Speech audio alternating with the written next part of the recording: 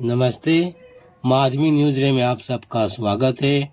आज हम गुनाकर मूले द्वारा रचित धूमकेतु निबंध का वाचन करेंगे। तो चलिए शुरुआत करते हैं वाचन धूमकेतु का।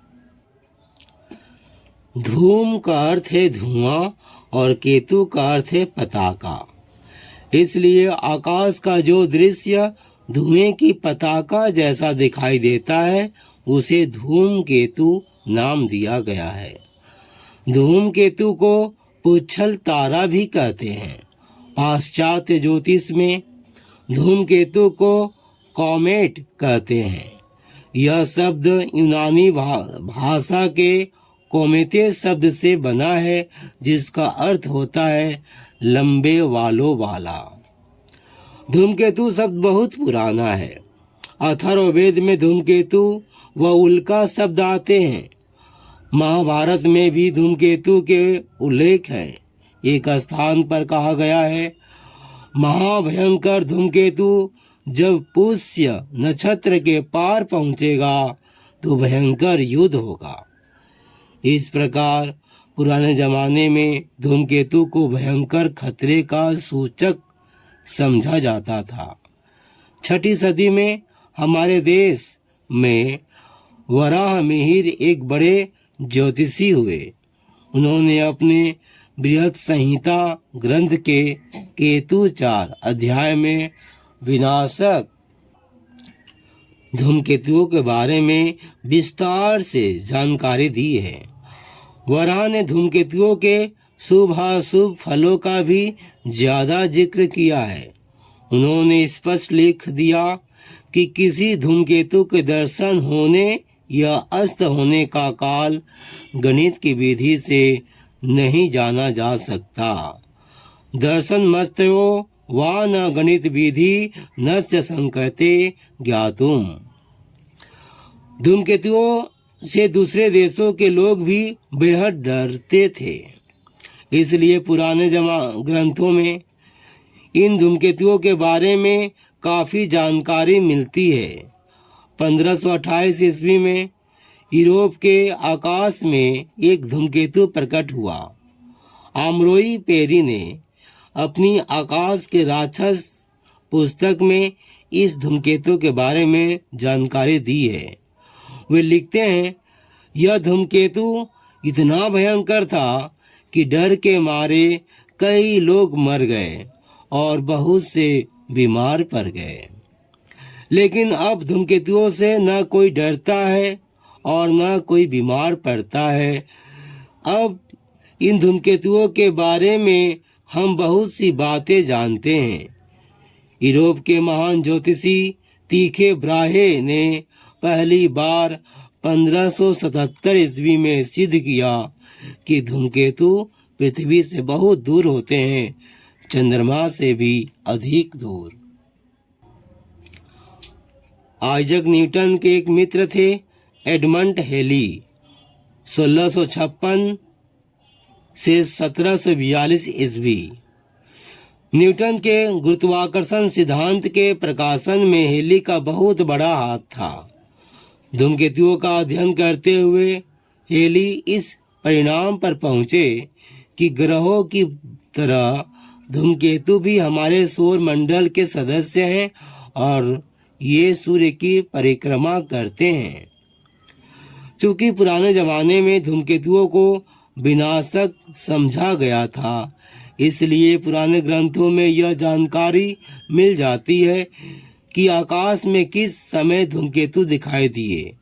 हेली ने इस पुरानी जानकारी का अध्ययन किया। उन्होंने जाना कि 1531 ईस्वी और 1607 ईस्वी में धूमकेतु दिखाई दिए थे। 1682 ईस्वी में उन्होंने स्वयं एक धूमकेतु देखा था। हेली ने सोचा कि सूर्य के गुरुत्वाकर्षण के कारण आकाश के ग्रह सूर्य की परिक्रमा करते हैं और एक निश्चित समय में सूर्य का एक चक्कर पूरा कर लेते हैं। इसी प्रकार धूमकेतुओं को भी एक निश्चित समय में सूर्य का एक चक्कर लगा लेना चाहिए। इसका अर्थ यह हुआ कि एक निश्चित समय के बाद वही धूमकेतु पुनः आकाश में दिखाई देना चाहिए। हेली ने 1531, 1607 और 1682 में दिखाई दिए धूमकेतुओं पर विचार किया। इनमें 76 और 75 साल का अंतर है। हेली इस नतीजे पर पहुंचे कि यह वास्तव में एक ही धूमकेतु है और सौरमंडल की दूर की सीमाओं का चक्कर लगाकर 75 या 76 साल में पुनः सूर्य के पास लौटता है। उन्होंने लिखा, यदि मेरी बात ठीक है तो 76 साल बाद 1758 ईस्वी में यह धूमकेतु पुनः प्रकट होगा। और सचमुच ही 1758 ईस्वी में आकाश में वह धूमकेतु प्रकट हुआ। हेली की भविष्यवाणी सही निकली। सिद्ध हो गया कि धूमकेतु ग्रहों की तरह सौरमंडल के सदस्य हैं और सूर्य की परिक्रमा करते हैं। लेकिन स्वयं हेली अपनी भविष्यवाणी सच होते नहीं देख पाए। 1742 ईस्वी में उनकी मृत्यु हो गई। आज हम धूमकेतु को हेली का धूमकेतु कहते हैं। हेली का धूमकेतु पिछली बार 1910 ईस्वी में प्रकट हुआ था। यह धूमकेतु नेपच्यून ग्रह की कक्षा के परे जाकर करीब 76 साल बाद पुनः सूर्य के समीप पहुंचता है। इसलिए 1986 ईस्वी में पुनः यह धूमकेतु प्रकट हुआ। खगोलविदों ने अब तक करीब 1500 धूमकेतुओं की कक्षाएं निर्धारित की है और उनके बारे में जानकारी प्राप्त की है। धूमकेतु के 3 भाग होते हैं, नाभिक, सिर और पूंछ। धूमकेतु का अधिकांश द्रव्य इसके नाभिक में होता है। नाभिक का व्यास आधे किलोमीटर से 50 किलोमीटर तक हो सकता है। धूमकेतु के नाभिक बर्फ से बनी हुई गैसों तथा अन्य पदार्थों के टुकड़ों के मेल से बने होते हैं। धूमकेतु जब सूर्य के समीप पहुंचता है तो सूर्य के ताप से यह गर्म हो जाता है और इसकी बर्फीली गैसें तथा धूलिकण बाहर निकलते हैं। इससे सूर्य के सामने नाभिक की गैसें फैलकर चमकने लगती है और इस प्रकार धूमकेतु का सिर बनता है। धूमकेतु के सिर का घेरा हजारों लाखों किलोमीटर हो सकता है। सूर्य से धूमकेतु की दूरी के अनुसार यह सिर भी घटता बढ़ता रहता है। धूमकेतु के नाभिक से निकली हुई गैसें सौर वायु अथवा विकिरण के दाब से बहुत दूर तक फैलती है और चमकती है। इसे धूमकेतु की पूंछ कहते हैं। कुछ धूमकेतुओं की पूंछ 20 करोड़ किलोमीटर तक फैल जाती है। ज्योतिर्यान हेली के धूमकेतु के पास चूंकि सौर वायु अथवा विकिरण के प्रभाव से उसकी पूंछ फैलती है और चमकती है, इसीलिए यह सूर्य की विपरीत दिशा में रहती है।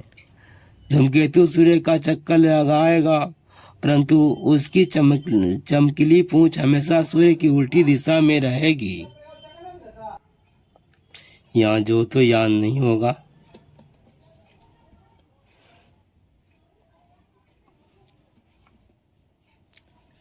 सभी धूमकेतु अत्यधिक अंडाकार कक्षा में सूर्य की परिक्रमा करते हैं।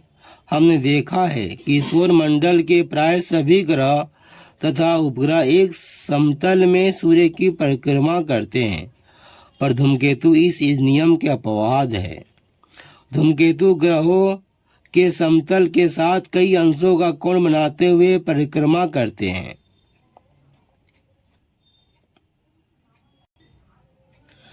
कुछ धूमकेतु बहुत छोटी अंडाकार कक्षा में सूर्य की परिक्रमा करते हैं। ऐसे धूमकेतु 3 से 10 साल के भीतर ही सूर्य की एक परिक्रमा कर लेते हैं।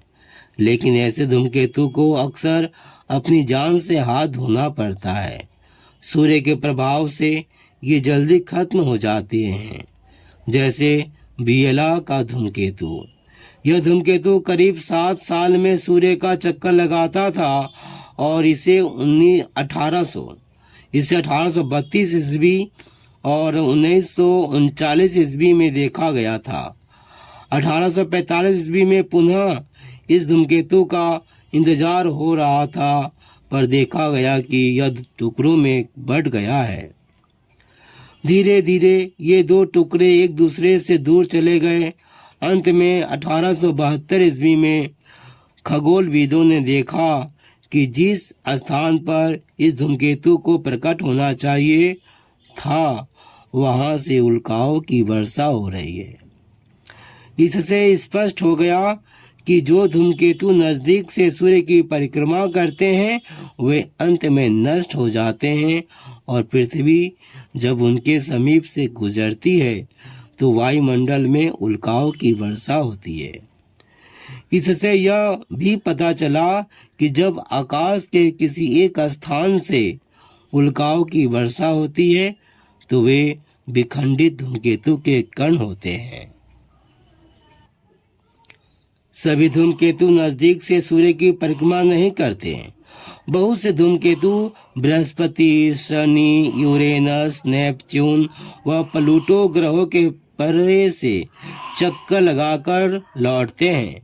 कुछ धूमकेतु हजारों साल बाद लौटते हैं, लेकिन एक बात निश्चित है, ये सारे धूमकेतु हमारे सौर मंडल के ही सदस्य हैं। इसलिए स्पष्ट हो जाता है कि जहाँ तक धूमकेतु जाते हैं वहाँ तक सौर मंडल का विस्तार है ही। सारे धूमकेतु अत्यंत चपटी अंडाकार कक्षाओं में सूर्य की परिक्रमा करते हैं। कभी कभी कोई धूमकेतु किसी बाहरी पिंड के प्रभाव से अपनी कक्षा बदल देता है, तब यह सौर मंडल को छोड़कर बाहरी अंतरिक्ष में भी निकल जा सकता है। धूमकेतुओं की रचना के बारे में अब भी कई बातें अज्ञेय हैं। धूमकेतुओं की पूंछों में से हमारी पृथ्वी गुजर सकती है, पर उसका धरती पर कोई असर नहीं होता। किसी धूमकेतु के पृथ्वी से टकरा जाने की संभावना नहीं के बराबर है, इसीलिए इन धूमकेतुओं से डरने की कोई बात नहीं है। सन 1985 तक धूमकेतुओं का अध्ययन धरती की वेधशालाओं से ही होता रहा, मगर 1985-86 में जब हेली का धूमकेतु पृथ्वी के नजदीक आया तो इसके नजदीक अंतरिक्ष यान भेजने की योजनाएं बनी। सोवियत संघ ने वीनस हेली नामक 2 यान भेजे। ये दोनों यान पहले शुक्र वीनस ग्रह के पास पहुंचे और तदंतर हेली के धूमकेतु के पास, इसलिए इन्हें वीहे नाम दिया गया था। यूरोपीय अंतरिक्ष एजेंसी ने जो यान हेली के धूमकेतु के पास भेजा उसका नाम जोतो था। जापान ने भी अपने 2 यान हेली के धूमकेतु के नजदीक भेजे। धरती से भेजे गए ये स्वचालित यान मार्च 1946 ईस्वी में उस वक्त हेली के धूमकेतु के पास पहुंचे जब यह वापस लौट रहा था। वीहे यानों के सहयोग से जोतो को हेली के धूमकेतु के ज्यादा नजदीक पहुंचाया गया। इन यानों में स्थापित कैमरों तथा यंत्र उपकरणों ने इस धूमकेतु का नजदीक से अध्ययन किया और जानकारी धरती की ओर भेजी। नई जानकारी के अनुसार हेली के धूमकेतु का नाभिक 16 गुना 9 किलोमीटर है। इस धूमकेतु के प्रति सेकंड 10 टन धूलि और 30 टन गैसें उत्सर्जित होती हैं, जो इसकी लंबी पूंछ का सृजन करती है। उसका चक्रण काल करीब 54 घंटे है। हेली का धूमकेतु 2062 ईस्वी में पुनः पृथ्वी और सूर्य के समीप आएगा, तब इसके नजदीक मानव को भी भेजना संभव होगा। इसके साथ ही धूमकेतु का वाचन पूरा हुआ। धन्यवाद।